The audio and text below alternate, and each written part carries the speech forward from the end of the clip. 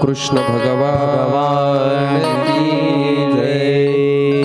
राधा रानी सरकार की जय। भागवत महापुराण की जय। शुकदेव भगवान की जय। व्यास जी भगवान की जय। पुंडलीक वरदा हरि विठ्ठल श्री ज्ञानदेव तुकाराम पंढरीनाथ भगवान की जय। जय माऊली ज्ञानेश्वर महाराज की जय। जगद्गुरु तुकाराम महाराज की जय। सद्गुरुदेव भगवान की जय। जय जय श्री राधे। जय जय श्री राधे। जय जय श्री राधे श्याम।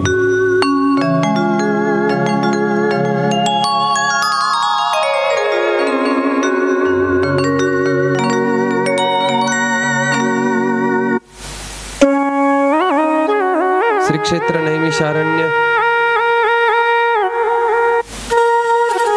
या पवित्र पावन तीर्थावरती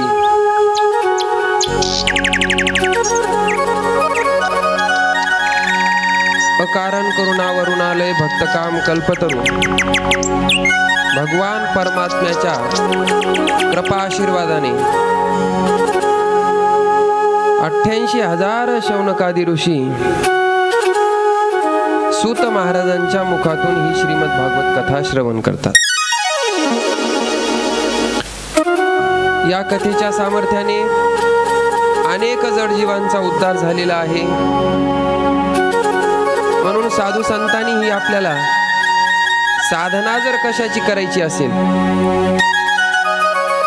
तर साधना करत असताना सांगितलं की श्रवण करायचं असेल तर श्रवण कशाचं करायचं तर गीता भागवत करीती श्रवण अखंड चिंतन विठोबाची।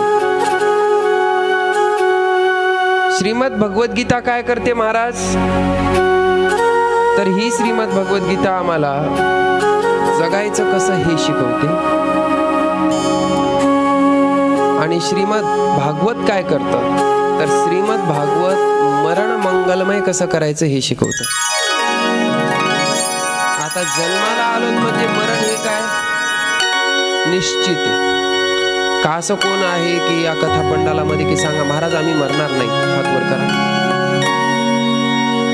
आहे का आजी म्हणाले भाऊ मी नाही मरणार।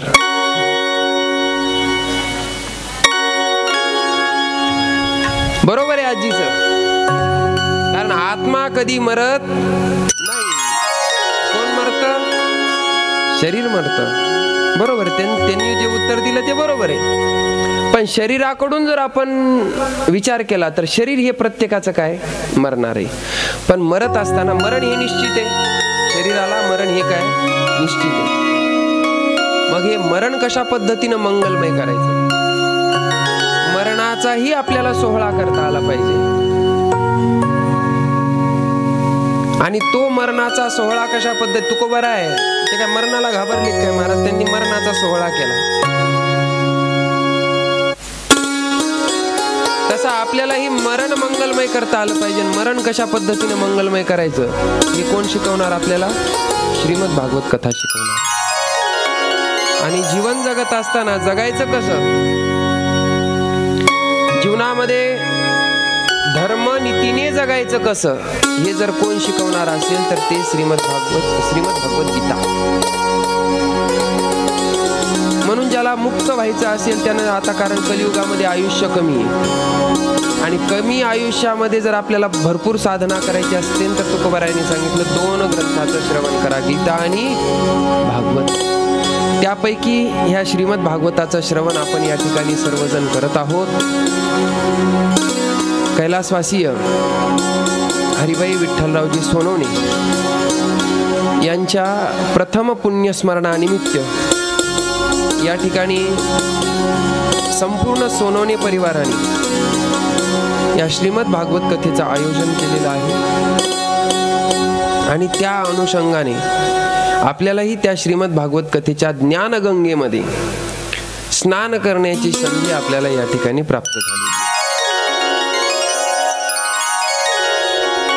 कालच्या सत्रामध्ये आपण पाहिलेलं आहे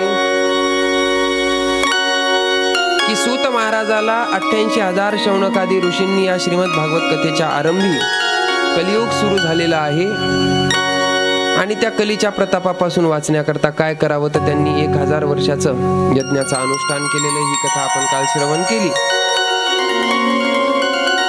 आणि उरलेल्या वेळामध्ये काय करावं, तर उरलेल्या वेळामध्ये मग भगवंताचा आपण गुणानुवाद श्रवण करत जाऊ म्हणे. त्या ठिकाणी सूतजी महाराज या 88,000 शौनकादी ऋषींना ही श्रीमद भागवत कथा सांगण्याकरता सुरुवात करतात. पण काही प्रश्न आहेत. ते प्रश्न काय केलेले आहेत, या ऋषीमुनींनी सूत महाराजांना विचारले की महाराज,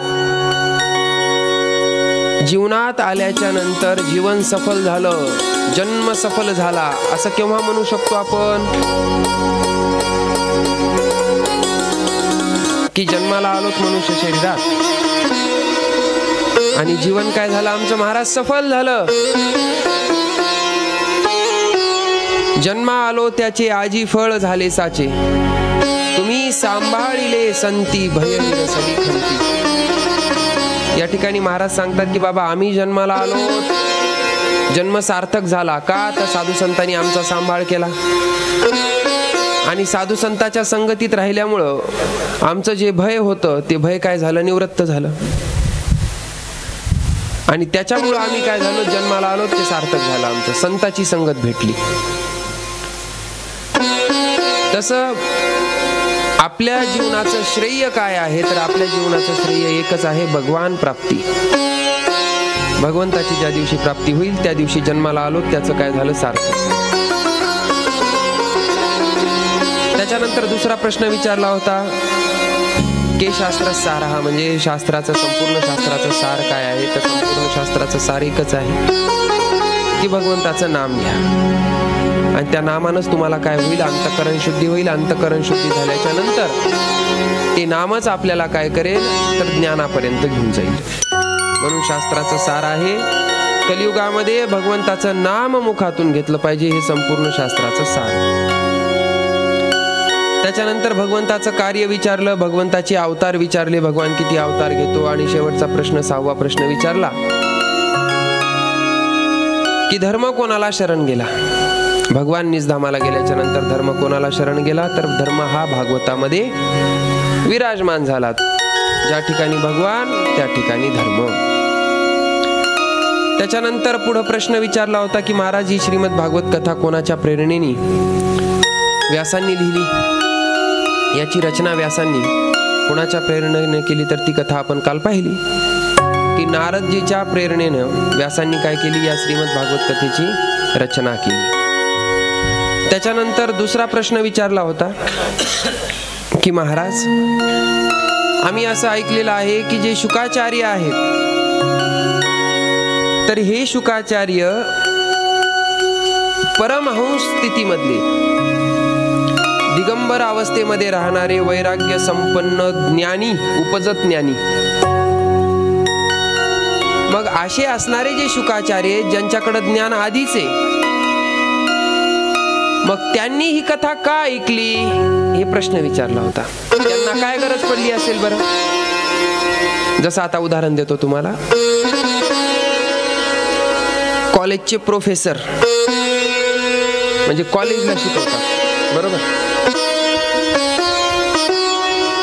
ते प्रोफेसर जर कुठे शिकायला गेले तर ऐकणाऱ्याला नवल वाटणार का नाही बरं, की बाबा हे प्रोफेसर सगळ्यांना, म्हणजे ज्यांच्याकडून शिक्षक, जे शिक्षक झाले, ज्या शिक्षकांना जे शिकवतात ते जर कुठं ट्रेनिंग घ्यायला गेले तर आपण काय म्हणतो, आता ह्यांना कुठली ट्रेनिंग पाहिजे असेल, आता यांच्याकडे तर पूर्णच ज्ञान आहे. पण असं कोणचं ज्ञान होतं की यांनाही घ्यायची गरज पडली ते ज्ञान. तसे कुतूहलतेनं या ठिकाणी प्रश्न विचारला की बाबा शुकाचार्यांना ही श्रीमद भागवत कथा काय ऐकावी वाटली. त्याचं उत्तर सांगत असताना या ठिकाणी शुकाचार्यांच्या जन्माची कथा येते.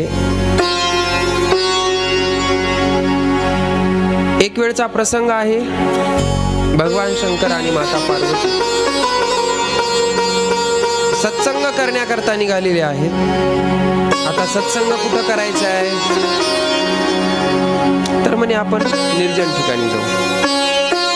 पार्वती मातेने सांगितलं की देवा, असं ज्ञान मला द्या की जे ज्ञान आतापर्यंत मला माहित नाही,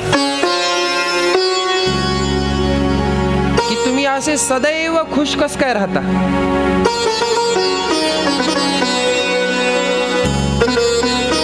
सदैव तुम्ही आनंदात आहात, असं कुठलं ज्ञान आहे तुमच्याकडे, ते ज्ञान काय करा आम्हाला द्या. भगवान शंकर सांगतात, पार्वती, ते ज्ञान म्हणजे अमर कथा आहे, आणि ती अमर कथा अशी तशी देता येणार नाही, कारण ती कथा जो कोणी ऐकेल ती अमर होऊन जाईल. तो काय होईल? अमर होईल. मग निर्जन अशा ठिकाणी भगवान पार्वती मातेला घेऊन गेलेले आहेत. त्या ठिकाणी भगवंतानी आपल्या डमरूचा नाद केला, आणि त्या डमरूच्या नादाने त्या ठिकाणी असणारे जे काही जीवजंतू आहेत, सर्व जीवजंतू काय झाले, ते पर्वत सोडून निघून गेले. कथा सांगण्याकरता सुरुवात केली, पण भगवंतानी सांगितलं, हे बघ पार्वती, मी कथा सांगत असताना मी डोळे लावून कथा सांगतो, कारण मी कथेशी काय असतो, समरस असतो. फक्त तू आता कथा तू ऐकायली का नाही ऐकायली हे मला कशाहून कळणार. तू काय करायचं, फक्त मधात मधात हुंकार द्यायची. काय करायची? हुंकार. जसं की आता आजी जर गोष्टी सांगू लागली तर ते ऐकणारी कसे करतात, तसा काय करायचा म्हणे, तू फक्त हुंकार द्यायचा. त्या म्हणल्या ठीक आहे. भगवंतानी कथा सांगण्याकरता सुरुवात केलेली आहे, हुंकारही यायला लागलेले आहेत. पाहता पाहता महाराज भगवंतानी 7 दिवस काय केली, ही कथा पार्वती मातेला सांगितली. शेवटी संपूर्ण कथा झाल्याच्या नंतर भगवंतानी डोळे उघडले. तर डोळे उघडले तर पार्वती माता झोपलेल्या दिसल्या. पार्वती माता काय होत्या, झोपी गेल्या. भगवान शंकरांनी उठवलं. ते म्हणे, उठा. ते झालं का म्हणे, ते झालं का म्हणजे, झोप कधी लागली. ते म्हणे पहिल्या दिवशीच. झोप कधी लागली, पहिल्या दिवशीच. मग पहिल्या दिवशी जर तुम्ही झोपी गेला तर मग हुंकार दिला कोणी, कथा ऐकली, कथा निष्फळ नाही झाली.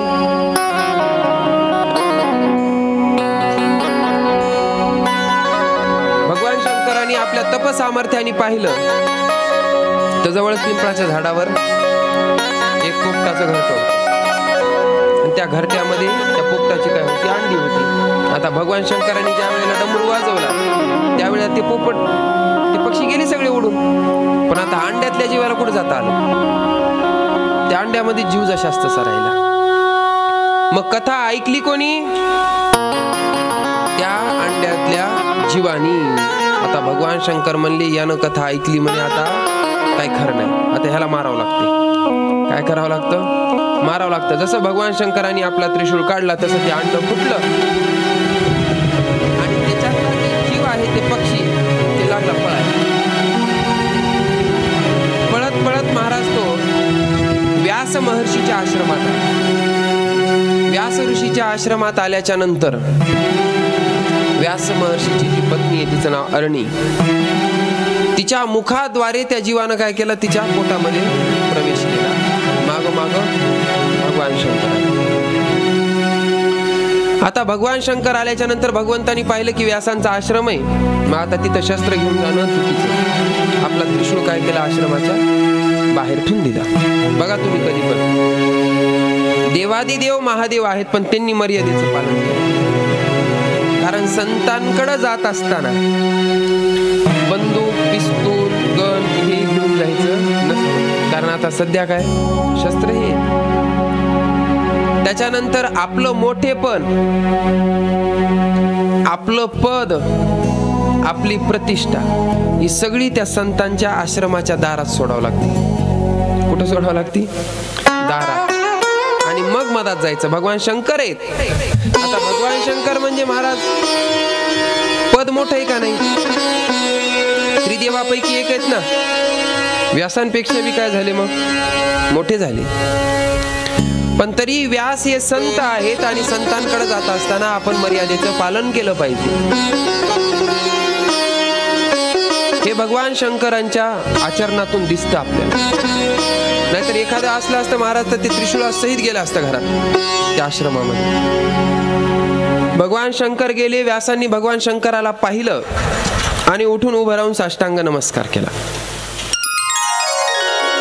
भगवान शंकरांनीही व्यासांना काय केला? नमस्कार केला. कारण का? व्यास म्हणजे भगवान विष्णूचे अवतार. एकमेकाला नमस्कार केला. व्यासजीने सांगितलं, भगवान तुमचं येणं कसं काय झालं? ते म्हणे काही नाही म्हणे, तुमच्या आश्रमात एक चोर घुसलाय. आश्रमात कोण घुसलाय? चोर घुसला. आता ते म्हणले, माझ्या आश्रमात चोर घुसण्याकरता माझ्या आश्रमात नेण्यासारखं तर काही नाही. चोर कुठं जात असत?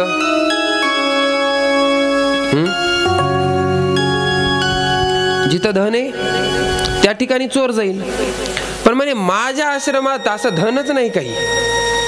नाही म्हणे, तुमचं नाही, माझं चोरून इथं आलाय म्हणे. काय चोरलंय म्हणे देवा?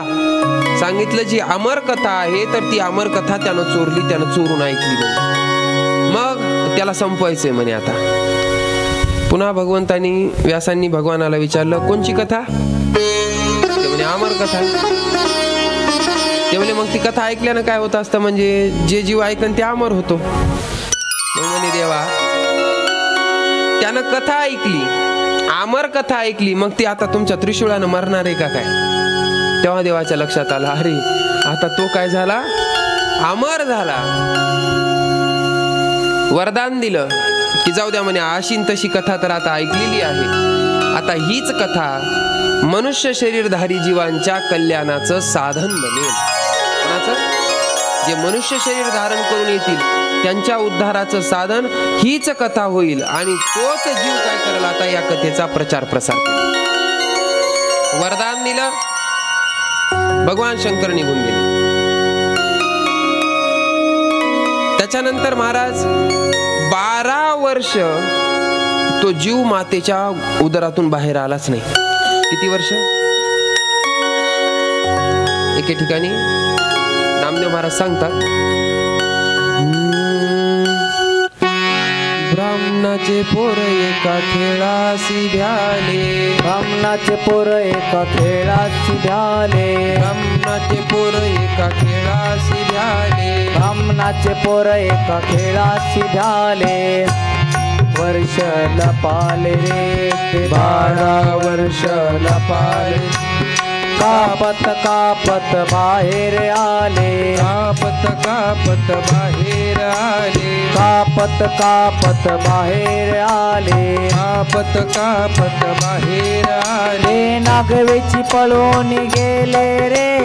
नागवेची पळून गेले रे. ऐक खेळ्या तुझ सांगितले जाणून खेळ खेळ रे. ऐक खेळ्या तुझ सांगितले जाणून खेळ खेळ रे.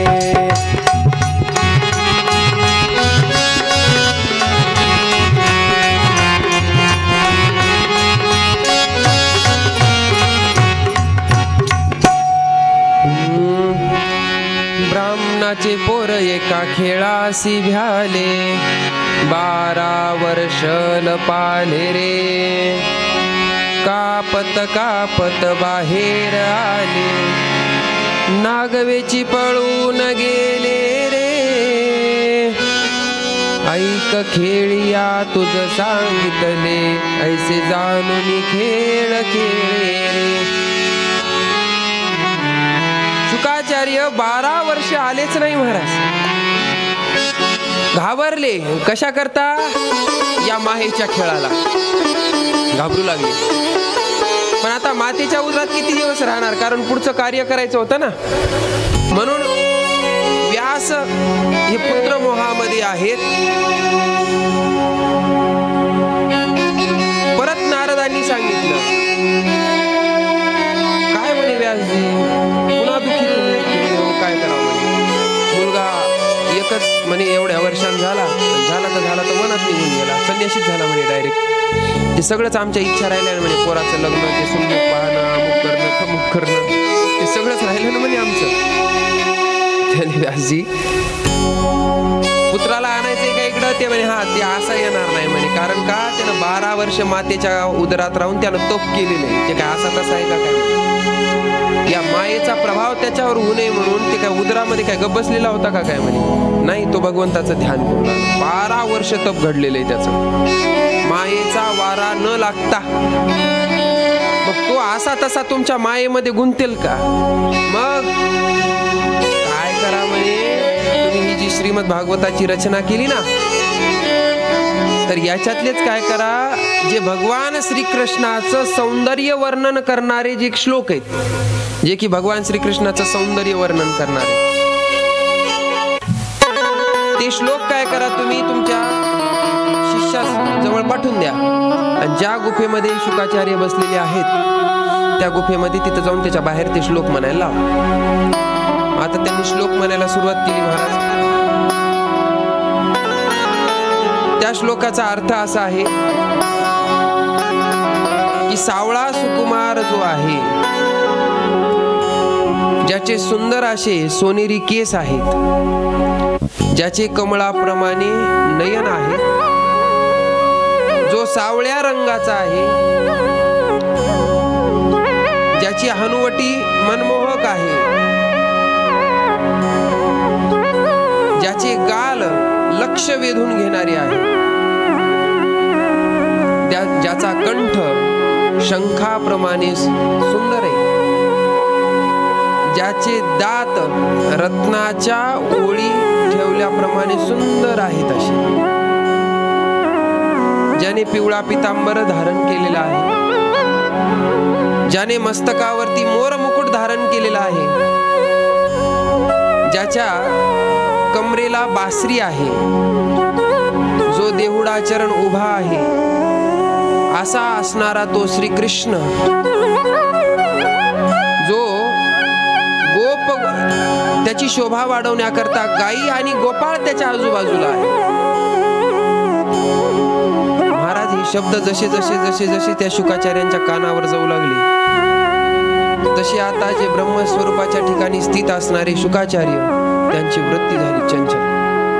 आणि कोण एवढा सुंदर आहे आणि मला त्याला पाहिजे,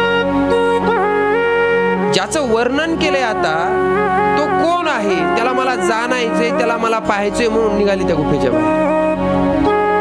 आणि या शिष्यांनी ज्यांनी श्लोक म्हणले होते त्यांना सांगितले कोण आहे तो, त्याला मला पाहायचंय, त्याचं मला दर्शन घ्यायचंय, मला चला त्याच्याकडे घेऊन. ते म्हणले तो असा येत नसतं. मग त्याचं दर्शन घ्यायचं असेल तर चला आमच्यासोबत म्हणे. नेलं यांच्यासोबत कुठं? व्यासांच्या आश्रमात. आणि व्यासांच्या आश्रमात नेल्याच्या नंतर मग भगवान श्रीकृष्ण परमात्म्याचं वर्णन श्रवण करण्याकरता शुकाचार्य बसलेले आहेत आणि व्यास महर्षी त्यांना ही श्रीमद भागवत कथा सांगतात. प्रश्न विचारला होता की शुकाचार्यांनी ही श्रीमद भागवत कथा का श्रवण केली? उत्तर प्राप्त झालं की भगवान श्रीकृष्णाच्या सौंदर्याने मोहून भगवान श्रीकृष्ण परमात्म्याच्या दर्शनाची उत्कट इच्छा त्यांच्या अंतःकरणामध्ये जागृत झाल्यामुळे त्यांनी ही काय केली, श्रीमद भागवत कथा व्यासांकडून श्रवण केली. हा भाव या ठिकाणी कथेचा सांगितलेला आहे. त्याच्यानंतर महाराज पुढचा प्रश्न विचारला होता की ही कथा शुकाचार्यांनी राजा परीक्षितीला का सांगितली? परीक्षितीला कथा श्रवण का करावी लागली? आणि आम्ही असं ऐकलं की याच कथेच्या सामर्थ्यानं परीक्षितीचाही उद्धार झाला 7 दिवसामध्ये. तर तो प्रसंग आम्हाला कृपा करून सांग. त्यावेळेला सूतजी महाराज सांगतात, आता हा भागवताचा जो सिक्वेन्स आहे तो सिक्वेन्स असा चाललेला आहे की व्यासांना ज्या वेळेला भागवताची रचना करायची होती त्यावेळेला काय मागचं पुढचं काय आठवण गेलं. नारदाने सांगितलं करा देवाचं स्मरण. देवाचं स्मरण करून जी आठवण ते लिहायला सुरुवात करा. भगवंताचं स्मरण केलेलं आहे व्यासांनी आणि स्मरण करून आता कथा त्यांना डायरेक्ट महाभारत आठवलं. काय आठवलं? महाभारत. आणि महाभारतामध्ये भगवंतानी कशा पद्धतीनं पांडवांचं रक्षण केलं हा प्रसंग व्यासांच्या डोळ्यासमोर उभा राहिला. की ज्या वेळेला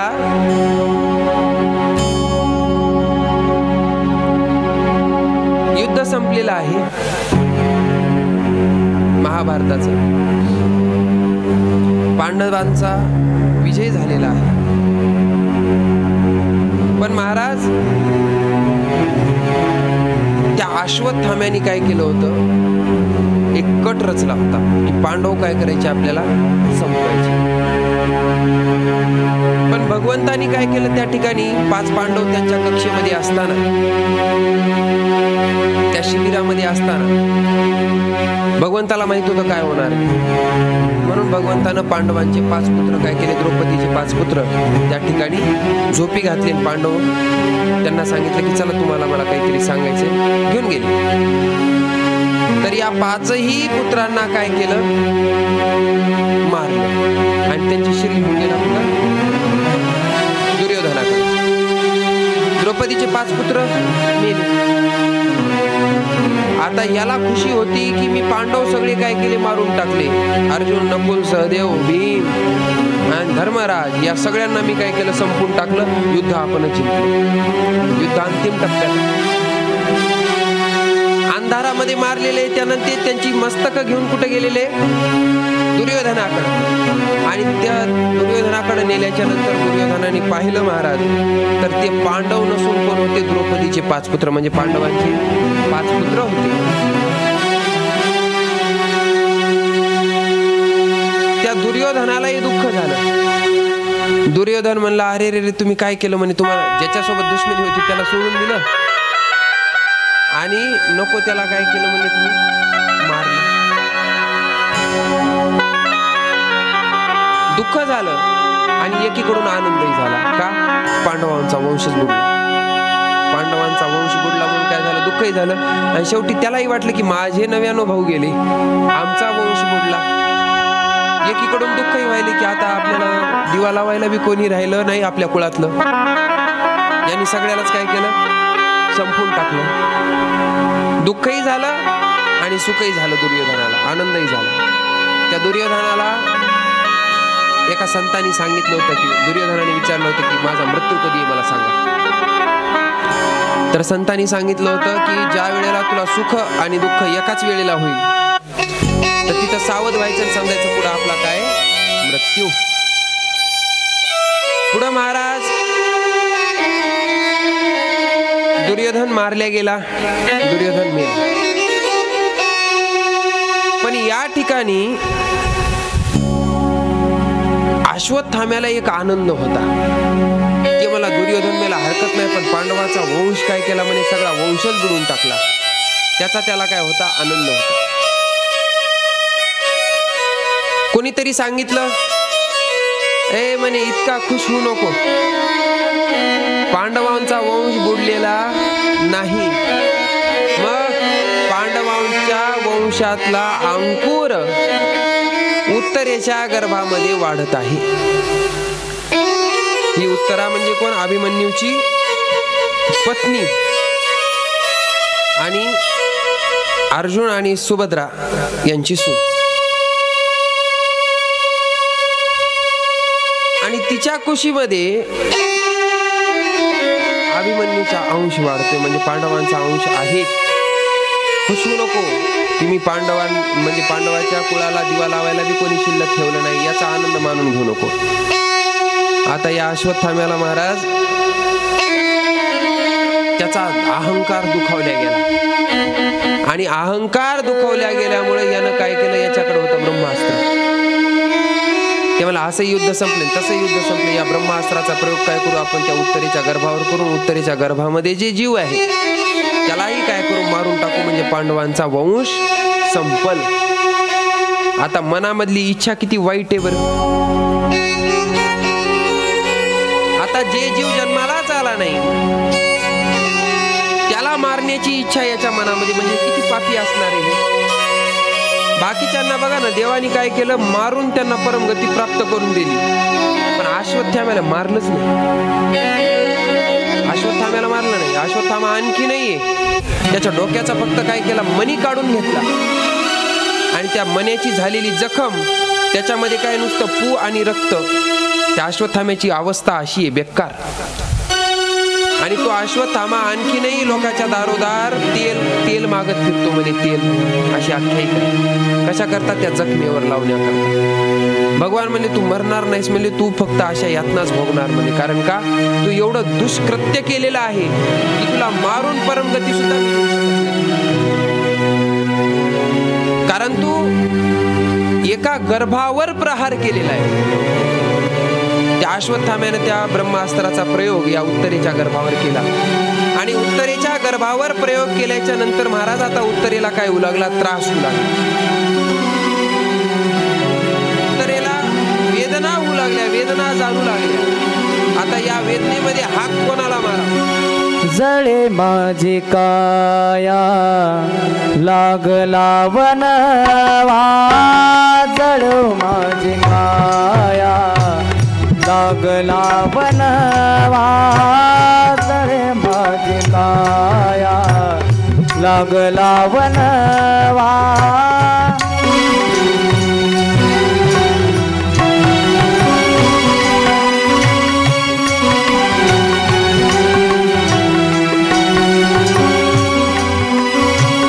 जळे माझी काया लागला वनवा, जळे माझी काया लागला वनवा. धावरे केशवा, धावरे केशवा, माय बाबा,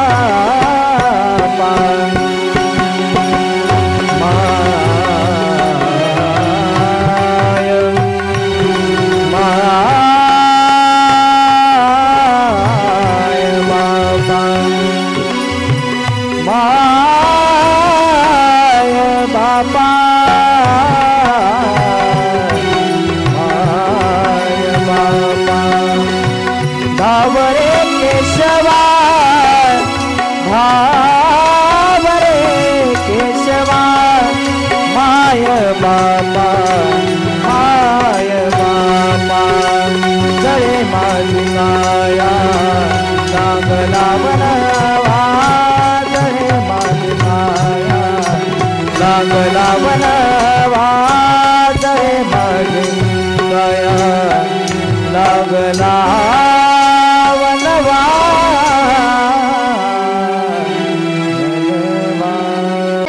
अंगठ्या एवढं काय केलं? रूप धारण केलं. आणि अंगठ्या एवढं रूप धारण करून त्या उत्तरेच्या गर्भात प्रवेश केला.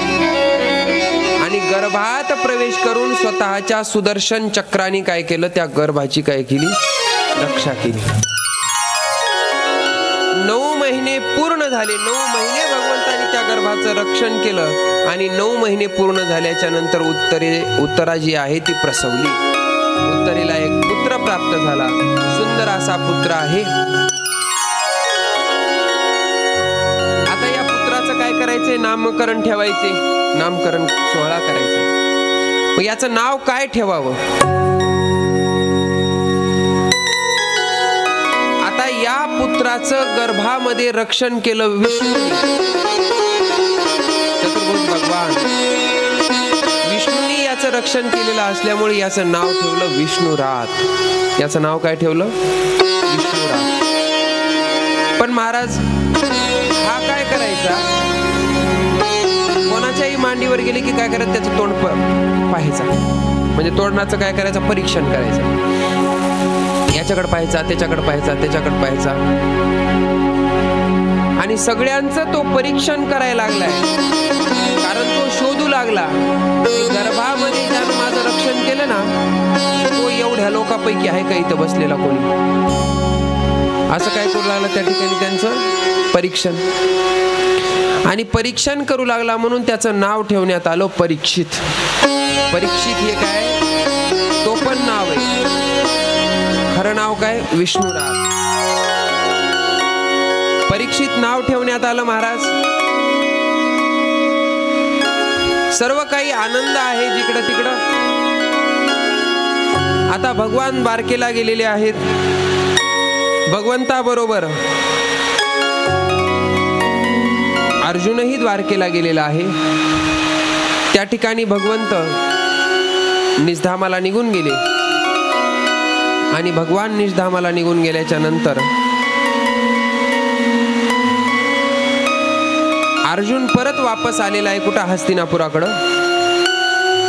आणि हस्तिनापुराकडं आल्याच्या नंतर युधिष्ठिर महाराजांना काही अपशकुन दिसले. काही अपशकुन म्हणजे काहीतरी अघटित घडणार आहे किंवा काही अघटित घडले असं त्यांना काही शकून यायला लागले. जात असताना त्यांनी पाहिलं की एक लोहार काय करायला काहीतरी एक लोखंडाची एक यंत्र तयार करू लागला. त्या लोहाराला विचारलं की बाबा हे यंत्र काय? ते लोहाराने सांगितलं याला कुलूप म्हणतात. याला काय म्हणतात? कुलूप. ते म्हणे याचा उपयोग काय? काय नाही म्हणे, घराला कुठं बाहेर जायचं असेल तर घराला असं लावून जायचं आणि त्याची चावी सोबत घेऊन जायची. यानं काय होतं म्हणे, तर घरात चोर घुसत नाही. काय होत नाही? चोर. धर्मराज म्हणले माझ्या राज्यामध्ये केव्हापासून चोरी व्हायला लागली? कारण धर्मराजाच्या राज्यामध्ये आता चोरी व्हायला सुरुवात झाली. अपशकुन.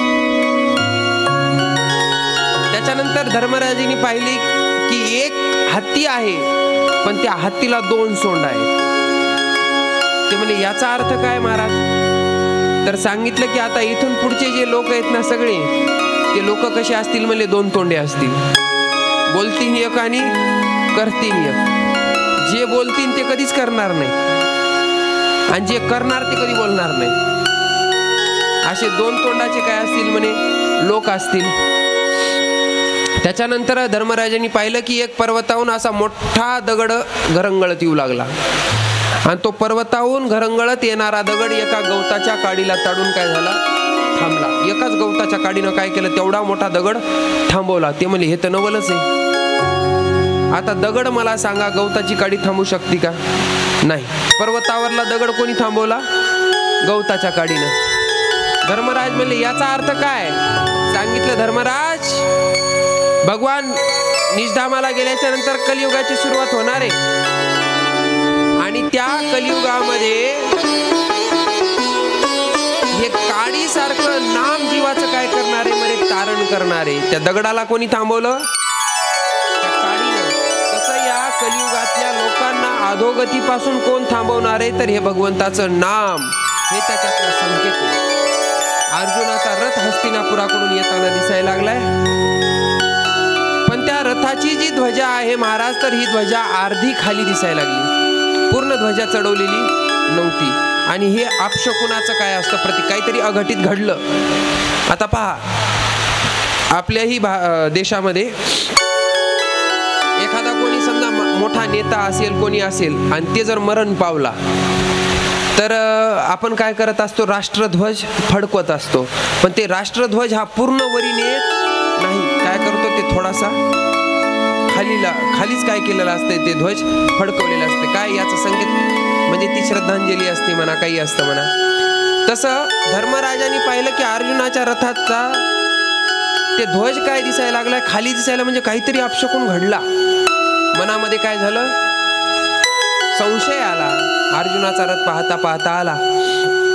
अर्जुनाने रथातून उतरला, धर्मराजाला नमस्कार केला. धर्मराजाने विचारलं अर्जुना काय झालं सांग.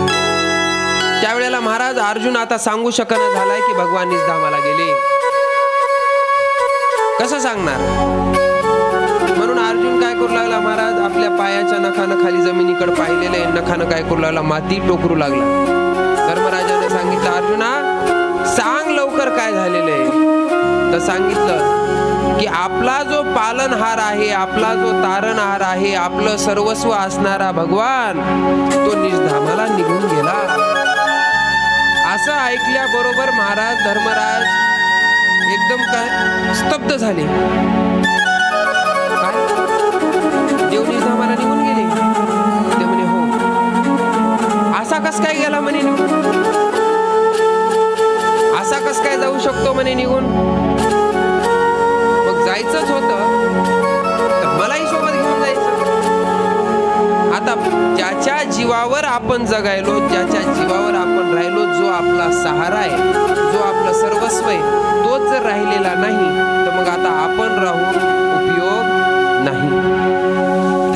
म्हणून धर्मराजांनी काय केलं, जो परीक्षित आहे तर या परीक्षितचा राज्याभिषेक केला आणि हे पांडव सर्व स्वर्गारोहण करण्याकरता निघून गेले. सगळे पांडव स्वर्गारोहण करण्याकरता निघून गेले, द्रौपदी सहित. पांडवांनी स्वर्गारोहण केलं. आता महाराज सर्व काही या परीक्षितीच्या राज्यामध्ये सुस्थिर आहे. कारण परीक्षितही कोणाचा, धर्माचाच नातू ना, धर्मनिष्ठ. जसे पांडव धर्मनिष्ठ तसा हा परीक्षित सुद्धा काय, धर्मनिष्ठ. याचं राज्य महाराज दिग्विजयी राजा आहे. याचं राज्य असं सर्व दूर समुद्रासारखं पसरलेले. सर्व काही याच्या राज्यामध्ये नीतिमत्तेनं चालू आहे. सगळं काही व्यवस्थित चालू आहे.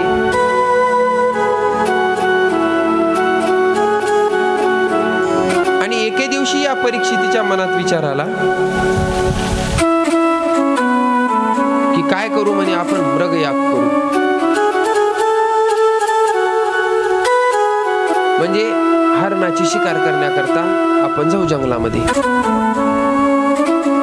आता महाराज मला सांगा, कोणचा जीव घेणं हे धर्म आहे का? कोणाचा जीव घेणं नाही. पण पूर्वी हे राजे महाराजे जे शिकार करायचे ना, तर त्यांना ती मुभा होती शिकारीची. का? कारण त्यांचा सराव म्हणून त्यांना काय करावं लागायची, ती शिकार करायला. कारण अचानक जर कोणत्या राज्यांनी जर आक्रमण केलं आणि आपला जर सराव नसेल तर आपण हारतो. म्हणून हे कायमस्वरूपी कशामध्ये असायचे, सरावामध्ये असायचे. पण आता जर आपण शिकार केली, आधी उचलून आपल्याला कुठं टाकतात, जेलमध्ये. आपल्याला आता अधिकार नाही. मग आता जो राजा भगवंताचं नाम घेणारा आहे त्या राजाच्या डोक्यात विचार आला, काय आपण काय करू, शिकारीला जाऊ म्हणे. आणि राजाला परवानगी आहे शिकारीची, म्हणून राजा निघून गेला. भरपूर दूर गेलेला आहे महाराज. आणि भरपूर दूर गेल्याच्या नंतर एका वनामध्ये निर्जन, तिथं कोणीच नाही, त्या वनात गेल्याच्या नंतर परीक्षितीला काय झालं, तहान लागली. तहान लागल्याच्या नंतर परीक्षिती शोधू लागला की आता मला पाणी कुठं भेटतं का. आता बाजूला नदी व्हायला लागलेली आहे, कौशिकी नावाची नदी आहे. आणि त्या नदीच्या काठावर जाऊन राजा पोहोचलेला आहे, पण पाण्याचा शोध घ्यायला लागलेला आहे. मग आता तुम्हाला प्रश्न पडन की राजा आंधळा होता का? कारण नदीच्या किनाऱ्यावर बसल्या आणि पाणी शोधायला म्हणजे अवघड आहे ना. तर शास्त्र असं सांगतं की वाहत्या नदीचं जर राजानं पाणी पिलं तर पुढच्या येणाऱ्या काळामध्ये दुष्काळ पडतं. काय पडतं? दुष्काळ पडतं. म्हणून वाहत जरी पाणी दिसू लागलं पण राजानं ते पाणी पिलं नाही. राजा बघू लागला कोणाचा तरी आश्रम, की जिथं गेलं की आपण काय होईल, आपली सुद्धा शांत होईल, आपली तहान जी आहे तर ही तहान भागेल. त्याच्याकरता राजा आश्रम शोधू लागला. आणि शोधत असताना महाराज त्या ठिकाणी त्या कौशिक नदीच्या काठावरतीच शमीक ऋषीचा आश्रम त्या ठिकाणी दिसला. शमीक ऋषीच्या आश्रमामध्ये राजा गेलेला आहे. शमीक ऋषी हे समाधीस्थ, समाधी अवस्थेमध्ये बसलेले. त्यांची वृत्ती भगवताकार झालेली आहे, भगवंताशी एकरूप वृत्ती झालेली आहे. राजानं नमस्कार केला आणि सांगितलं, महाराज मी तुमचा राजा आलोय. कोण आलो? राजा. मला पाणी पाहिजे, मला पाणी भेटेल का? महाराज एक नाही, दोन नाही, काहीच नाही, शांत बसले. पुन्हा राजानं सांगितलं, महाराज मी परीक्षित आहे, मी तुमचा राजा आहे, मी तुमच्या समोर येऊन पाणी मागायलो, याचना करायलो, मला पाणी मिळेल का? तरी महाराज काहीच नाही. आता राजाला राग आला. राजा म्हणला, हे खरंच भगवंताच्या चरणी ढोंग करायला काय माहिती, समाधी लावल्याचं. आता क्रोध वाढला राजाचा. राजा म्हणला, ए बाबा मी राजा आहे, अरे मला भेटण्याकरता लोक तासन तास प्रतीक्षा करतात तरी मी भेटत नाही लवकर. मी तुझ्या समोर आलेलो आहे, तू माझ्या जीवावर जगतोस म्हणे. मी तुला पाणी मागायलो, पाणी दे मला. महाराज काहीच नाही, शांत, कारण समाधी लागलेली. यानं विचार केला की महाराज खरंच समाधीत आहे का खोटा आहे. ते तपासून बघण्याकरता त्यानं काय केला, जवळच तक्षक जातीचा एक सर्प मेलेला होता. तो सर्प त्या बाणाच्या टोकाने उचलला आणि त्या शमीक ऋषीच्या गळ्यामध्ये टाकला. म्हणजे त्यांना वाटलं सर्प बघून तरी हे भी, मग कळलं आपल्याला की हे खरंच समाधीत आहे का खोटं. सर्प टाकला. आता महाराज हे देहावरच नव्हते, देहाशी यांचं तादात्म्य तुटलेलं होतं. त्यांना कुठं भीती वाटणार, शरीराशी काही तादात्म्य नव्हतं.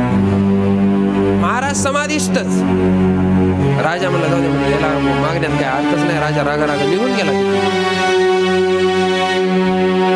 आता त्या ठिकाणी बाजूलाच महाराज या शमीक ऋषीचा पुत्र शृंगी हा आपल्या मित्रांबरोबर सवंगड्याबरोबर खेळू लागला. आणि तो आश्रमात आला. आणि आश्रमात आल्याच्या नंतर त्यानं पाहिलं की आपल्या पिताश्रीच्या गळ्यामध्ये कोणीतरी काय केलेलं आहे, मृतसर्प टाकलेला आहे. टिंगल केली त्यांची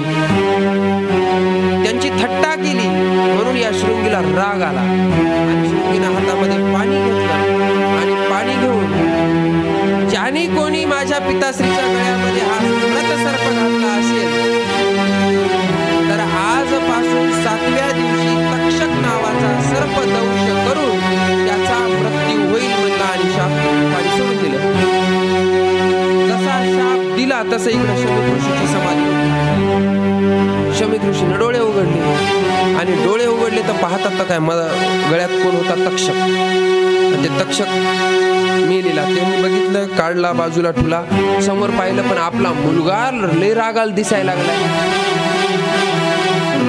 त्याच्या सवंगड्याने सांगितलं की महाराज या शृंगीनं म्हणे शाप दिला. ते म्हणे कोणाला दिला, म्हणे तुमच्या गळ्यात ज्यानं कोण हे मृतसर्प घातला असेल ना त्याला शाप दिला. त्यावेळेला महाराज त्या पिताश्रीनं काय म्हणावं बरं त्या आपल्या मुलाला, अरे म्हणे पागल आहेस का काय, असं कोणालाही शाप द्यायचा असतं काय. अरे आपण आहोत कोण, आपण साधू आहोत. आणि साधूचं वर्तन कसं असलं पाहिजे, पाण्यासारखं. जसं आगीवर पाणी टाकलं ते पाणी काय करतं, आग शांत करतं. तसं पाण्यासारखं आपलं जीवन असलं पाहिजे. योगी पावन मनाचा, साहे अपराध जनाचा. त्याला योगी म्हणायचं, त्याला संत म्हणायचं, की ज्याचं मन पावन आहे. जगानं जरी आपल्या सोबत थट्टा केली, जगाने जरी आपल्याला त्रास दिला, जगाने जरी आपल्याला नाही ते बोलला, तरी सुद्धा साधूनी जगाच्या आणि हिताचं कार्य करायचं नसतं. तोच साधू. आता शाप दिलाय कोणाला, म्हणून आपल्या तपसामर्थ्यानं पाहिलं महाराज तर कळालं की आपला देशाचा जो राजा आहे, जो धर्मनिष्ठ आहे, तो परीक्षित. त्या परीक्षितीलाच याने शाप दिला. परत रागावला. अरे म्हणे असा अविवेकानं कुठलाच निर्णय घ्यायचा नाही. अविवेकाने घेतलेला निर्णय हा चुकू शकतो. आणि रागामध्ये एक निर्णय घ्यायचा नाही. तू रागात निर्णय घेतला, चुकीचा निर्णय घेतला. म्हणे जो धर्मनिष्ठ राजा आहे, ज्याच्यामुळं आपला धर्म टिकून आहे, कारण भगवान निजधामाला गेले तरी सुद्धा कली ज्याच्यामुळं प्रवेश करू शकला नाही, असा तो धर्मनिष्ठ राजा आहे. आणि तू त्या राजाला शाप दिला.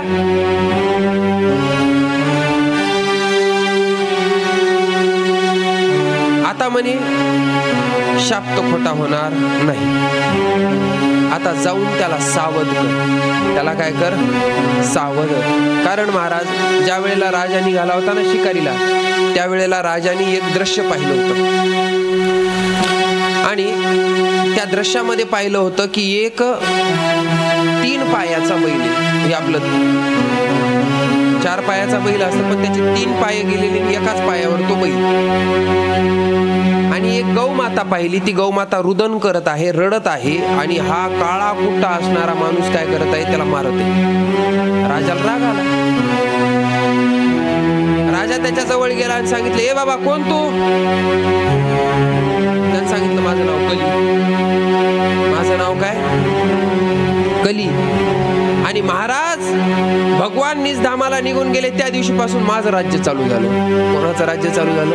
माझं. कलियुगाला सुरुवात झाली. राजा म्हणला असं कसं तुझं राज्य चालू होईल? म्हणे मी सध्या राजा आहे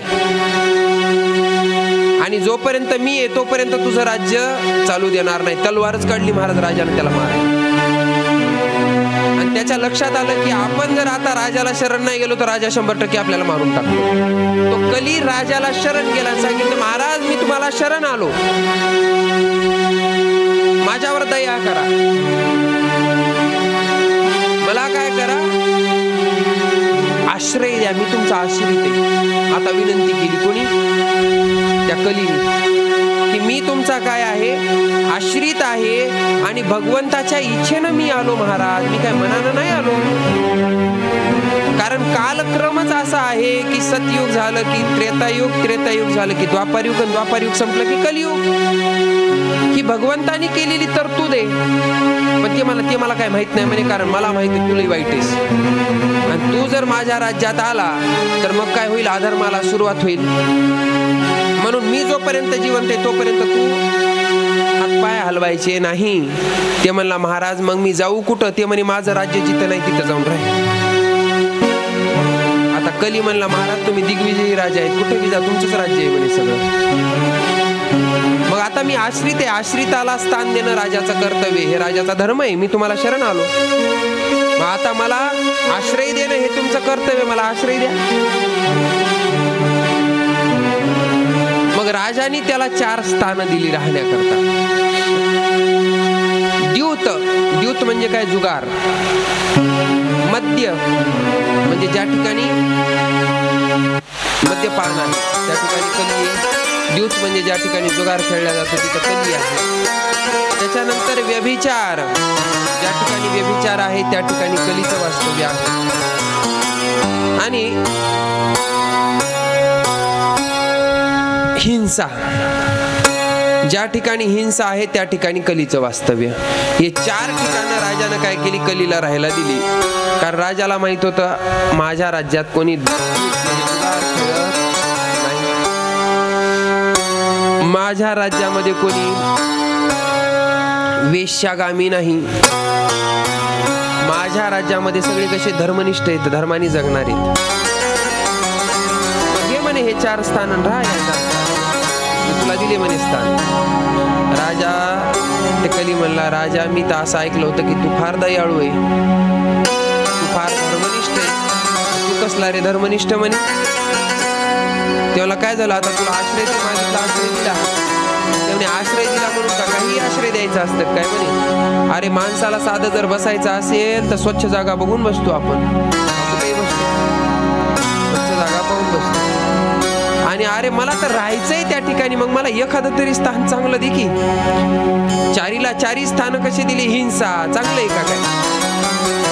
द्यूत चांगलं आहे का काय? मद्य चांगलं आहे का काय? व्यभिचार 4ही स्थान तुम्हाला गच्चाळ दिले, एक तरी स्थान चांगलं दे. राजानं विचार न करता त्याला देऊन टाकलं स्थान. बरं ठीक आहे, एक चांगलं स्थान देतो म्हणे सोनं. सोन्यामध्ये काय करतो? राहा. ते मला हा ठीक आहे, पण जे अधर्माने आलेलं सोनं आहे त्याच्यातच तुझा वास असणार. कोणाचा? त्याच्यात नाही. तर बऱ्याच लोकांना वाटत सोन्यात जर कधी राहतो मग सोनं घालावं का नाही घालावं. पण कुठल्या सोन्यात राहतो आणि कुठल्या सोन्यात राहत नाही. कारण ज्या वेळेला भगवान विभूती योग सांगतात ना त्यावेळेला सुवर्ण ही भगवंताची विभूती सांगितली. सुवर्ण जे आहे तर हे सुवर्ण देव धातू आहे, म्हणजे त्याच्यात देवाचं वास्तव्य बी आहे सोन्यामध्ये. मग कोणत्या सोन्यात देवाचं वास्तव्य आणि कोणत्या सोन्यात कलीचं वास्तव्य हे आपल्याला ओळखता आलं पाहिजे. जे मुंडकं मोडून कोणाचं जर कमवलेलं सोनं असेल किंवा लुबाडून घेतलेलं जर सोनं असेल तर त्या सोन्यामध्ये 100% कली आहे. सासूबाई जर सुनबाईला मनानं जर देत नसतील तर सुनबाईनं बी सासूबाई जोपर्यंत मनानं देत नाही तोपर्यंत हिसकाटून घेऊ नाही. कारण हिसकाटून जर घेतलं की 100% कली आला. कोण आला? कली आला. हा, सासूबाईनं जर मनानं दिलं, स्वइच्छेनं जर दिलं तर त्याच्यामध्ये कली येणार नाही, त्याच्यात तुम्हाला आशीर्वाद येईल. त्याच्यात तुम्हाला काही आशीर्वाद येईल आणि ते सोनं तुम्हाला समाधान देईल, ते सोनं तुम्हाला त्रास देणार नाही, कारण सोन्यामध्ये कली राहतो. मग आता ही घटना झाली आणि असा असणारा जो राजा की ज्याने कलीला थांबवले, त्या राजाला तू शाप दिलास. जा म्हणे आता, त्याला आता शाप तर काही खोटा होणार नाही, तो 7व्या दिवशी मरणार म्हणजे मरणार, पण त्याला जाऊन सावध करा. त्याला जाऊन काय करा? सावध करा. मग सावध करा म्हणल्याच्या नंतर गौरांग नावाचा या ऋषीचा जो शिष्य आहे हा गौरांग गेला आणि सांगितलं, राजा नेमकाच घरी गेलेला होता आणि घरी जाऊन काय केलं होतं, त्याने एक मुकुट घातलेला होता, सोन्याचा मुकुट, ते काढून ठेवला आणि जसा मुकुट काढून ठेवला तसं राजाची वृत्ती बदलली. राजा म्हणला, आज माझ्याच्यानं काय झालं की एका साधूचा अपमान मी केला आणि अपमानाचं कारण काय, फक्त ते त्यांच्या भजनात मग्न होते, आपल्याला पाणी दिलं नाही एवढंच. अरे म्हणे, मी तर माझ्या कुळाला कलंक लावणार काम केलं. राजा स्वतःला दोषी समजू लागला आणि तेवढ्यात महाराज तो गौरांग आला. त्याचं कारण आहे की राजाची वृत्ती जी परिवर्तित झाली, त्याचं कारण आहे, कारण राजाने काय केलं होतं, जे टोप घातला होता ना, तो टोप होता जरासंधाचा. तो टोप कोणाचा होता? जरासंधाचा. कारण एके दिवशी राजा आपल्या भंडारामध्ये गेला, ज्या ठिकाणी धन ठेवल्या जातं, आणि त्यानं त्या भंडारामध्ये ते टोप पाहिलं आणि ते लई सुंदर दिसला म्हणून त्याच्यावरची धूळ झटकली आणि धूळ झटकून काय केला, तो घातला मुकुट डोक्यात. आणि जसा मुकुट डोक्यात घातला महाराज, तर त्या मुकुटामध्ये त्या कलीनं प्रवेश केला, कारण तो मुकुट जरासंधाच्या पोराकडून भीमाने हिसकाटून आणलेला होता, त्यानं मनाने दिलेला नव्हता. आणि कलीचं वास्तव्य कुठे? हिसकाटून आणलेल्या धन. बाकी सगळं धन धर्माचं होतं, पण तेवढा तो जरासंधाचा मुकुट काय केला होता, कारण जरासंध मेल्याच्या नंतर त्या जरासंधाच्या पोरानं सांगितलं होतं की माझी सगळी संपत्ती घेऊन जा तुम्ही, पण माझ्या वडिलाची आठवण म्हणून काय करा, त्यांचा तेवढा मुकुट माझ्याकडे राहू द्या. ते भीमदादा आता तामशी स्वभावाचे, तापड स्वभावाचे, त्याला काय ह्याचा मुकुट आणि काय म्हणजे त्याला 2 ठोके दिले आणि घेतला त्यांच्याकडून हिसकावून ते मुकुट. आता मुकुट हिसकावला कोण? भीमानी. आणि त्याचा परिणाम भोगाव कोणाला लागला? परीक्षित म्हणजे नाताला. म्हणून काही वेळेला ना कुळाची पुण्याई आपण म्हणतो ना, की कुळाची पुण्याई असते. आता बऱ्याच वेळेला असं होतं की आजोबा पंजोबा यानं काय केलेलं असतं, लुटून घेतलेलं धन असतं. पहिले आता जहागिऱ्या त्या होत्या सगळ्या, आता काही राहिलं नाही. जबरदस्ती कोणाची शेत नावानं करून घ्यायची.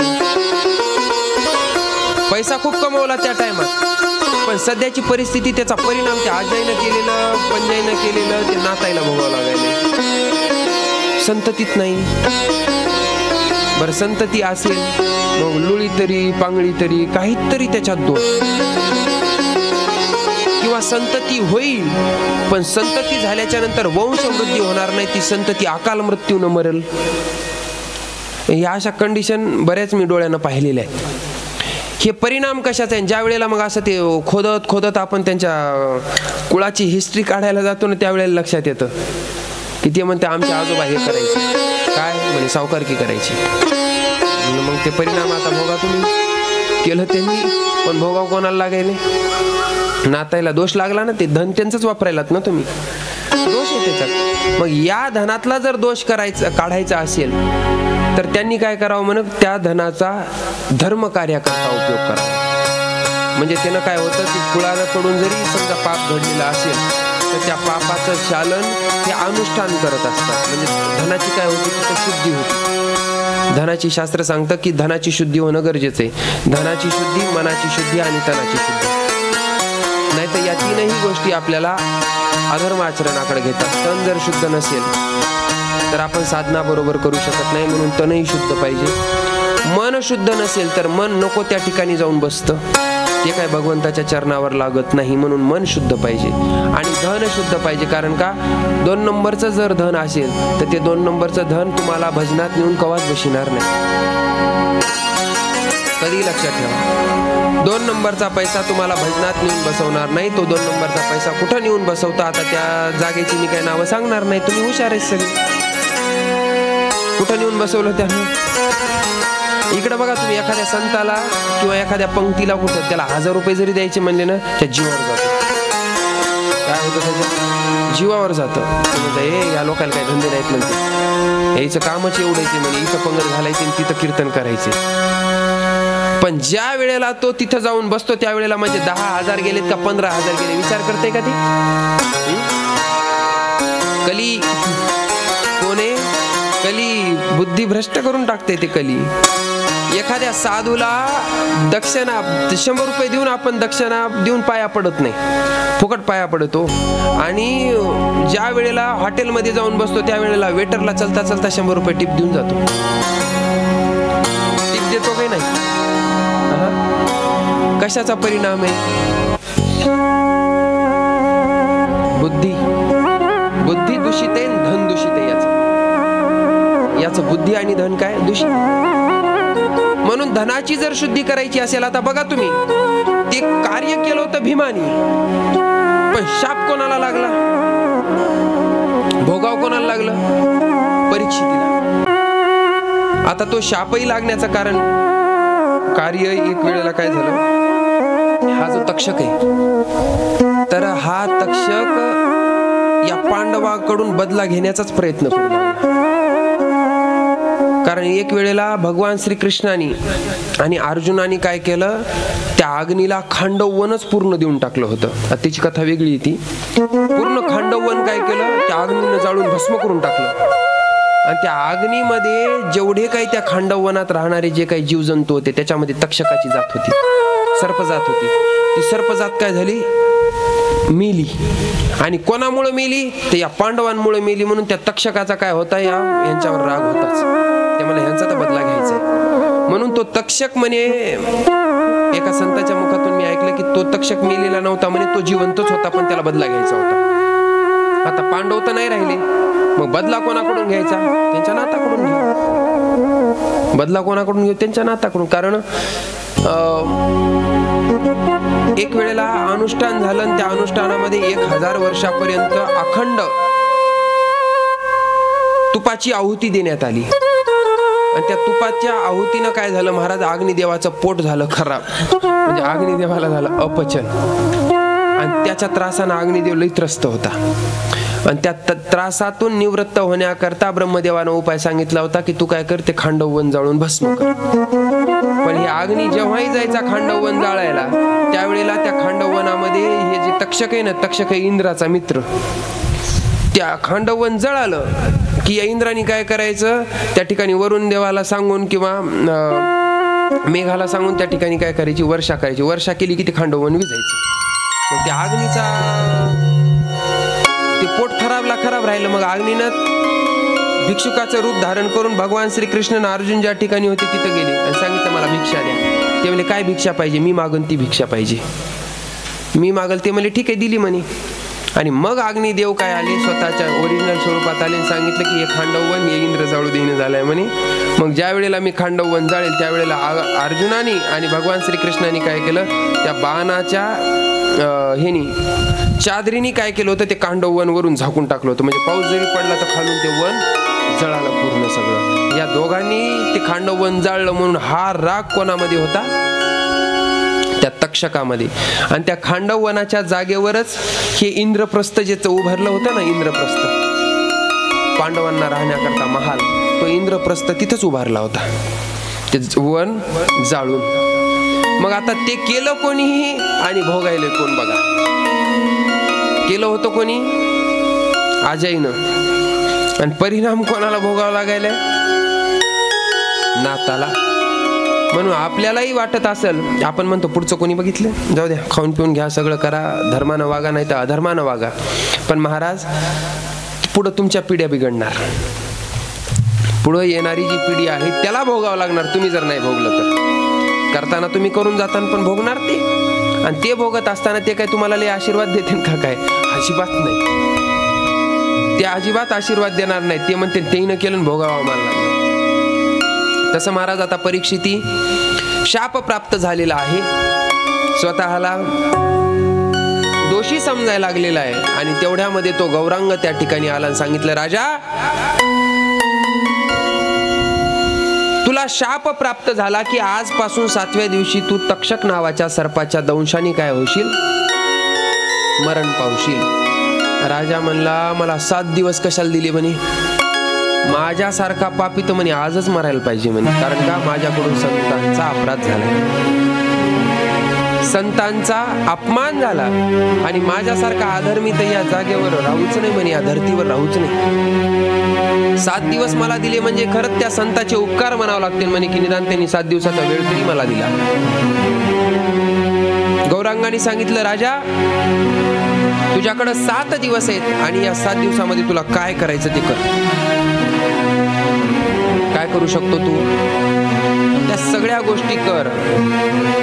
राजाने पहिलं काम केलं महाराज, वल्कल वस्त्र धारण केली आणि वल्कल वस्त्र धारण करून सगळा जेवढा काही कारभार आहे तो सर्व कारभार आपला जो पुत्र आहे जन्मेंजय, तर या जन्मेंजयाला राजानं राजगादीवर बसवलं. परीक्षितीला 4 मुलं आहेत, जन्मेंजय, भीमसेन, उग्रसेन आणि श्रुतसेन. हे परीक्षितीच्या 4 मुलाची नावं येतात.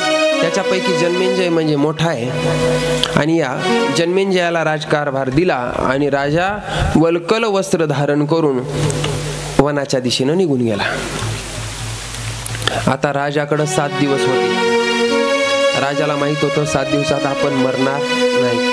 7व्या दिवशी मरतो, पण 7 दिवसाच्या आधी तर आपण काही मरणार नाही. पण मला सांगा, आपल्याकडे आहे का तशी गॅरंटी की पुढचे 7 वर्ष आपण जगू किंवा 7 दिवस आपण जगू? गॅरंटी?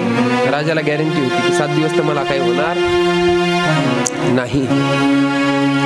राजा महाराज वनामध्ये गेलेला आहे आणि वनामध्ये जाऊन राजा सगळ्याला विचारायला आहे, काय काही मी उद्धार पावे, काही मी उद्धार पावे, काही कृपा करील नारायण, काही कृपा करील नारायण, ऐसे तुम्ही संत जन, ऐसे तुम्ही संत जन,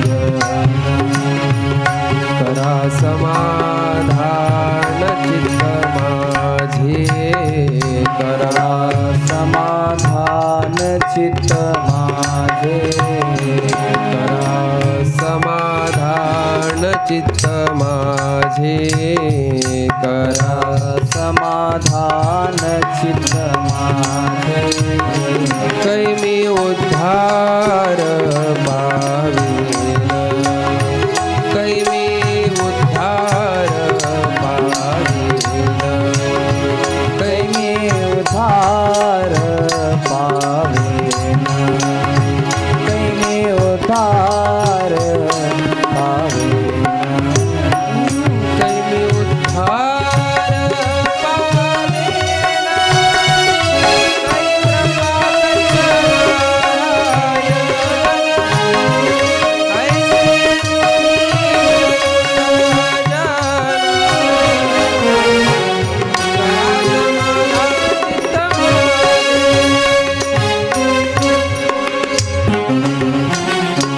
सगळ्या साधू संताला राजा विचारायला लागलाय की महाराज माझा उद्धार कसा होईल, कै मी उद्धार पावेल, कै कृपा करील नारायण, त्या भगवंताची माझ्यावर कृपा कशी होईल साधन सांगा.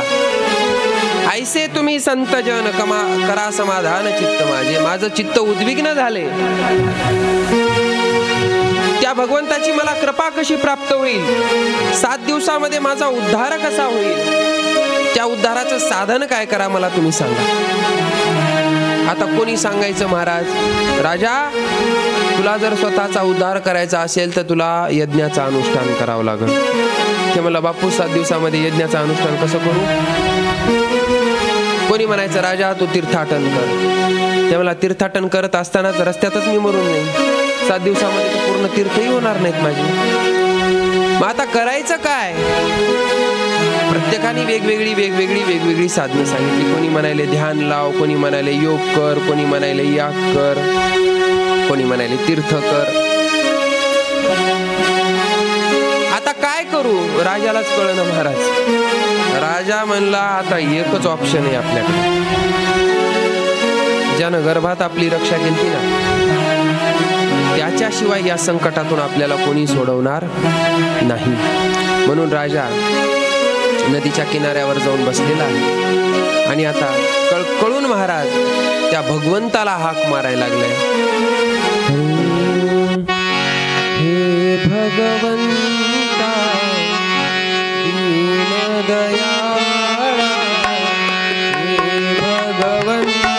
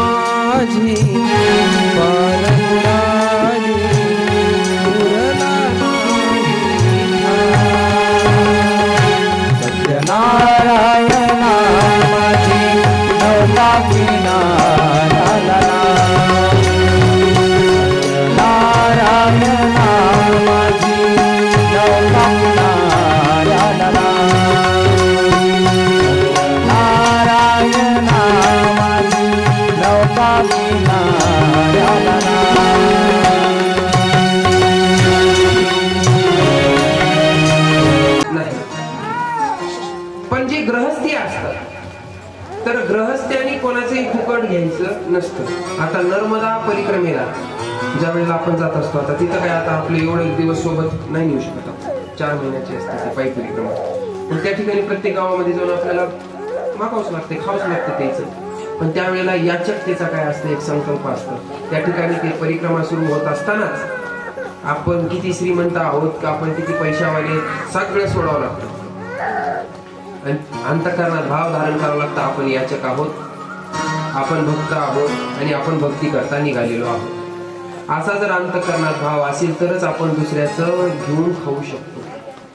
अन्यथा आपण केलेली जी साधना असते ती साधनेतलं पुण्य आपण ज्याचं अन्न खातो त्याला सहजगत्या जातं, सहज रीतीने जातं. आता वृंदावनची परिक्रमा असू द्या, कुठलीही परिक्रमा असू द्या, ती परिक्रमा मारत असताना ग्रहस्थ्यानं कोणाचंच पाणी सुद्धा प्यायचं नाही. फुकट भेटायले म्हणून तर अजिबातच नाही. कारण जिथं फुकट भेटतं ते बसलेत पुण्य कमवायला, ते बसलेत पुण्य कमवायला. ना आपण एवढं परिक्रमा करून आलेलं पुण्य त्यांना फुकट मध्ये काय करत असतो, देऊन टाकत असतो.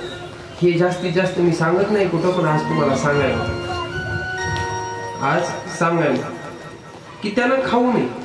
का तर आपलं पुण्य, आपल्याला पुण्याची गरज आहे सध्या. आपल्याला पुण्याची, साधू संताला पुण्याची गरज नाही, पण आपल्याला पुण्याची गरज आहे. कारण का, जोपर्यंत भगवंताचा साक्षात्कार होत नाही तोपर्यंत पुण्य पाहिजे ना आपल्याला. कारण हेच पुण्य आपल्याला काय करत असतं, संतांच्या संगतीमध्ये टिकून ठेवत असतं. आणि ते पुण्य प्राप्त करण्याकरता आपण या साधना करत असतो. भागवत ऐकायचं का ऐकायचे, पुण्य प्राप्त करून घ्यायचे म्हणून, ज्ञान प्राप्त करून घ्यायचे म्हणून, समाधान प्राप्त करून घ्यायचे म्हणून आपण हे सगळे अनुष्ठान करत असतो. म्हणून अनुष्ठानामध्ये शक्यतो अन्न आहार आपला आपला घ्यायचा. तसं शुकाचार्यांनी 2 शीत खाल्ले होते आणि त्या 2 शीताच्या ऋणातून शुकाचार्यांना उतराई व्हायचे होते. म्हणून त्या ऋणातून उतराई होण्याकरता शुकाचार्य राजा परीक्षितीजवळ 7 दिवस थांबले. किती दिवस? 7. नाहीतर शुकाचार्य महाराज गोदोहन काल फक्त एका ठिकाणी थांबतात. म्हणजे गायीची धार काढण्याकरता जेवढा वेळ लागेल तेवढाच वेळ ते एका ठिकाणी थांबतात, नाही तर भ्रमण करतात. आणि ती गाय म्हणजे गावरान गाय, जर्सी गाय नाही. गावरान गायची धार काढण्याकरता फार कमी वेळ लागतो. आणि तेवढा वेळ, कमी वेळ ते एका जागेवर थांबणारे शुकाचार्य. पण राजा करता किती दिवस थांबले? 7 दिवस थांबले. आणि 7 दिवस थांबून राजाला पूर्ण समाधानी केलं. राजाला भगवत साक्षात्कारच करून दिला. मग गुरु पाहिजे तर अशी ऐकणाराही अधिकारी आहे आणि सांगणाराही अधिकारी आहे. म्हणजे 2 अधिकारी ज्या वेळेला एकत्र येतात त्या वेळेला तिथं होतो सत्संग. त्याला सत्संग म्हणतात. ऐसे सद्गुरु मिले लाखों सूर्य उगे, उनका सत्संग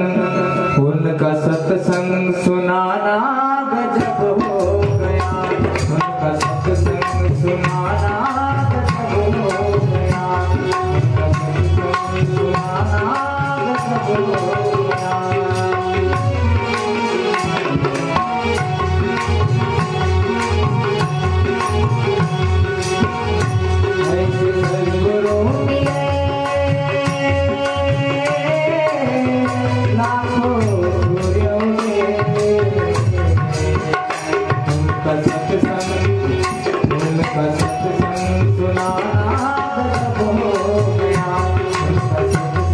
सुनाना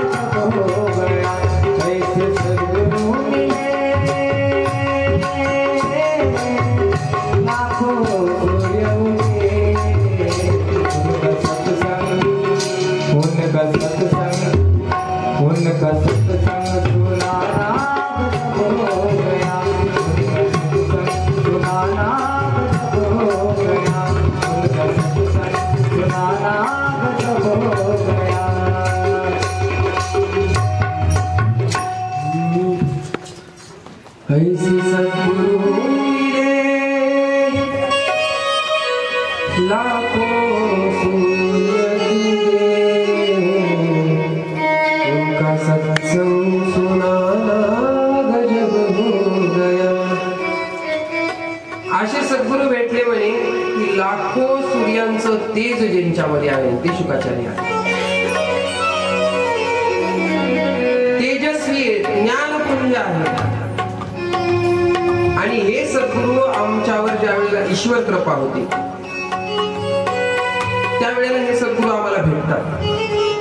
म्हणून गुरु करण्याकरता जास्त मला तरी वाटतं की आपण धडपड करू नये। आपण एकच धडपड करायची, नाम घ्यायची। आपण धडपड कशाची करायची? नाम घ्यायचं भगवंताचं निष्ठेनं। ते गुरु आपले स्वतः होऊन आपल्याकडे येणार। कारण तुकोबऱ्यांचं प्रमाण आपणची देव, पुढचं काय? ओय गुरु माझ्या विठोबाचा ऐसा प्रेम भाव, आपणची देव होय गुरु। त्या देवाचं आधी नाव घ्या। त्या देवाचं नाव जर धारण केलं की तोच देव शरीर धारण करून आपल्या शिष्याला मुक्त करण्याकरता, आपल्या भक्ताला मुक्त करण्याकरता गुरु होऊन येत असतात। म्हणून सद्गुरु आणि देव यांच्यामध्ये भेद पाहू नये, शिष्याने पाहू नये। कबीरदास महाराज सांगतात,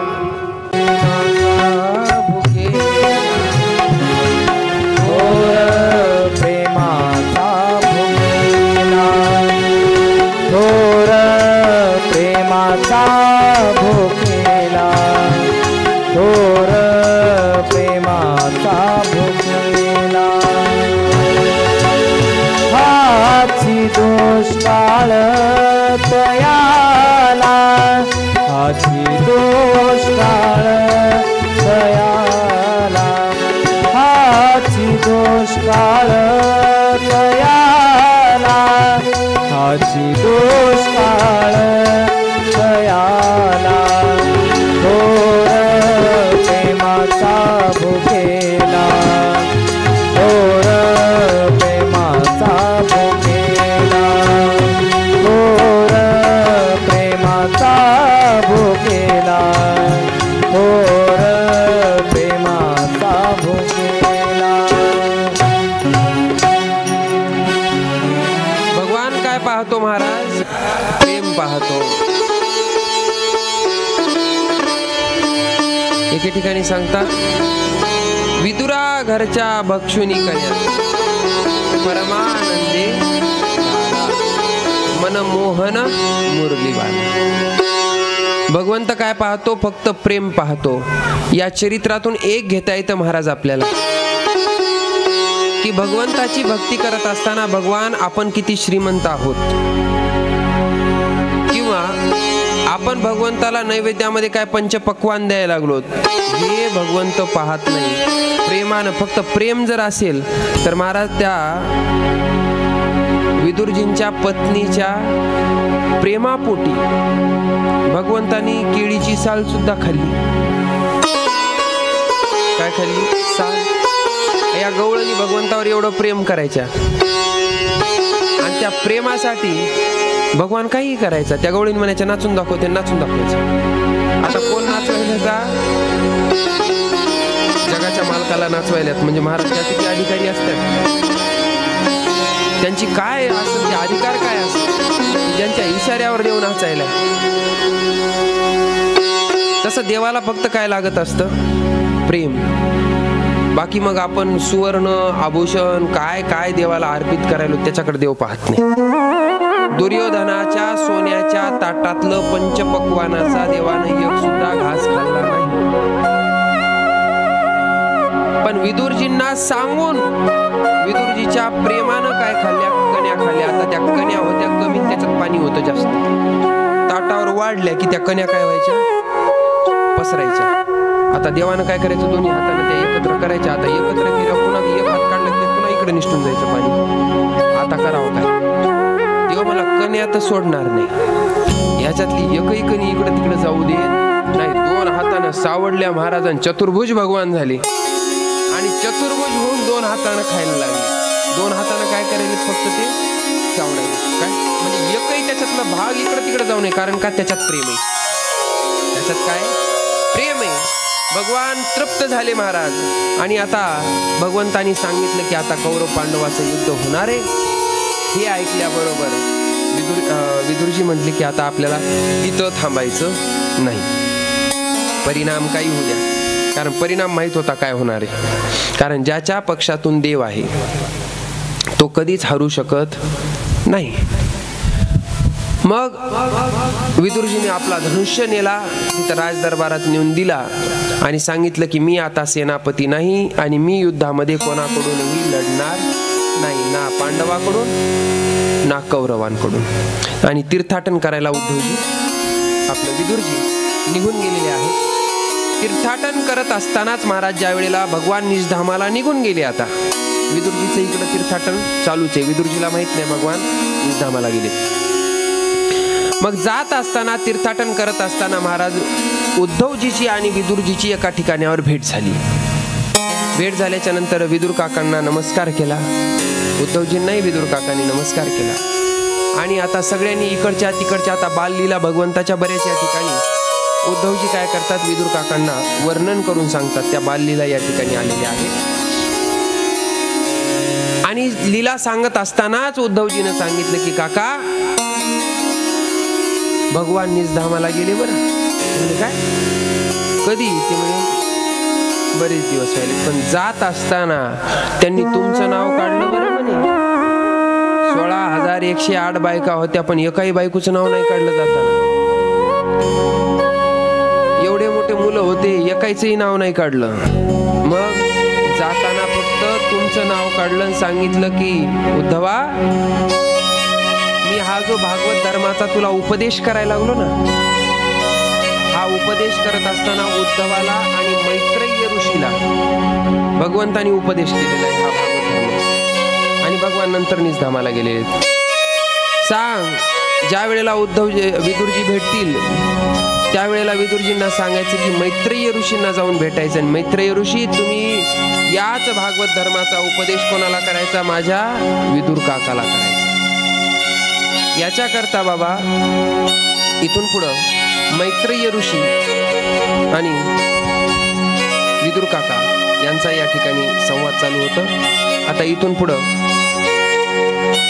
मैत्रेय ऋषी काय करतात? या सृष्टीचा क्रम विदुर काकाला सांगतात की या सृष्टीची उत्पत्ती कशी झाली, या सृष्टीची रचना कशी झाली, निर्गुण असणारा परमात्मा कशा पद्धतीने सगुण साकार झाला, पंचमहाभूताची निर्मिती सांगितली, त्याच्यानंतर पंचतन्मात्र्यांची म्हणजे 5 विषयाची निर्मिती सांगितली, पंचमहाभूताची निर्मिती सांगितली. आणि याच्यापासून ही सृष्टी अगोदर काय झाली? रचल्या गेली. हा सृष्टी क्रम या 3ऱ्या स्कंदामध्ये सांगितला.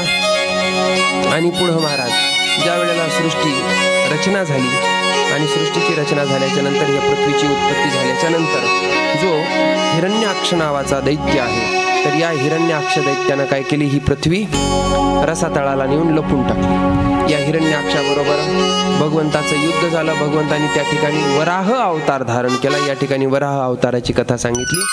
वराह भगवान की जय.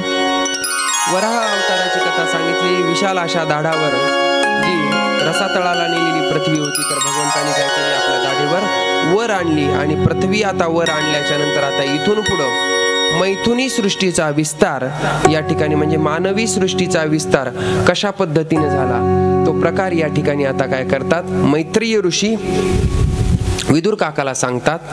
हीच कथा शुकाचार्य राजा परीक्षितीला सांगायलेत आणि हीच कथा नैमिषारण्यामध्ये 88,000 शौनकादी ऋषींना सूत महाराज सांगायलेत. म्हणजे आतापर्यंत तिन्ही संवाद एकत्र चालू, म्हणजे 3 ठिकाणी वेगवेगळ्या ठिकाणी कथा काय व्हायला त्या सांगितल्या चालल्या. पूर्ण संवाद जे शुकाचार्यांचा झाला, शुकाचार्यांना राजा परीक्षितीने जे प्रश्न विचारले ते प्रश्न विचारत असतानाच मैत्रेय ऋषीचा आणि विदुरांचा जो संवाद झालाय, हे सगळे संवाद सूत महाराज काय करायला लागलेत? 88,000 शौनकादी ऋषींना त्या नैमिषारण्य या ठिकाणी सांगायलेत. याच्यानंतर पुढं मैथुनी सृष्टीचा विस्तार कशा पद्धतीने झाला तर तो विस्तार आपण आता उद्याच्या सत्रामध्ये पाहणार आहोत. आता उद्या कथा थोडीशी लवकर आपण घेऊ. चालते ना? चालते का नाही?